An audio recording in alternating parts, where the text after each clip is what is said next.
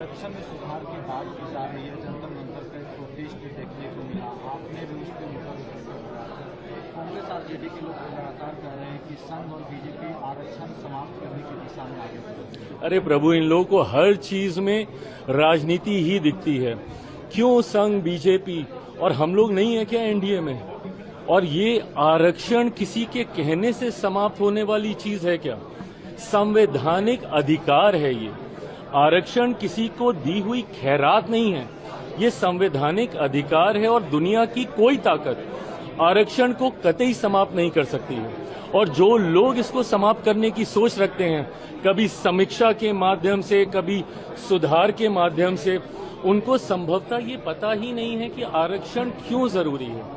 आप जब schedule tribes की आप बात करते हैं, बहुत आसानी से कह देते हैं कि भाई इन लोगों को क्यों आरक्षण के साथ जोड़ा जाए, बट आज भी ऐसी घटनाएं होती हैं। खड़गे साहब के साथ क्या हुआ था? उस मंच पे गए थे, उस मंच का शुद्धिकरण किया गया ना।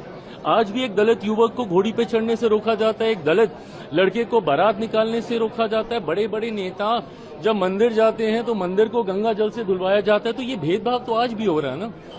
और ये वही अनुसूचित जाति है जो छुआछूत का शिकार रही है। भारत के संविधान में जब आप शेड्यूल कास्ट को देखते हैं, ये ऐसी कास्ट है जिनको शेड्यूल किया गया है, जिनका आधार छुआछूत था, जिसकी वजह से इनको गांव से बाहर रखा जाता था।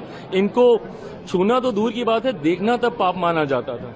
ऐसे में मुख्य धारा के साथ जोड़ने के लिए, और क्या हम लोग उस लक्ष्य को पूरा कर पाए? नहीं कर पाए ना। आज भी ये भेदभाव होता है।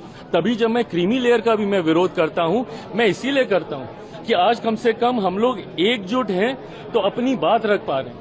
बट जैसे ही इसमें सब क्लासिफिकेशन होने लग जाएगा, जैसे ही इसमें क्रीमी लेयर की बात हम लोग करने लग जाएंगे, तो ताकत हम लोग की घटने लग जाएगी। और जैसे ही ताकत घटेगी तो धीरे धीरे करके संभवतः ऐसी सोच वाले लोग जो आरक्षण को समाप्त करना चाहते हैं, उनको ज्यादा बल मिलेगा।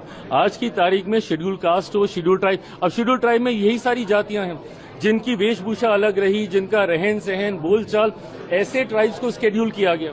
पिछड़ा वर्ग से आने वाले लोग जिनको संभवतः मौके नहीं मिले, इसके माध्यम से उनको, और अब तो जो लोग आर्थिक तौर पे कह रहे हैं, ऊंची जाति से आने वाले गरीब लोगों को भी 10% का आरक्षण मोदी जी की इसी सरकार में हम लोगों ने पारित करने का काम किया। तो जो लोग ये सोच रखते हैं कि आरक्षण पे चर्चा होनी चाहिए, सुधार होना चाहिए, समीक्षा होनी चाहिए, बाबा साहेब की सोच से बनी हुई ये व्यवस्था है और दुनिया की कोई ताकत इसको, और मैं जब तक हूं, मैं इतना तो मैं पूरे गारंटी के साथ कह सकता हूं कि जिस सरकार में चिराग पासवान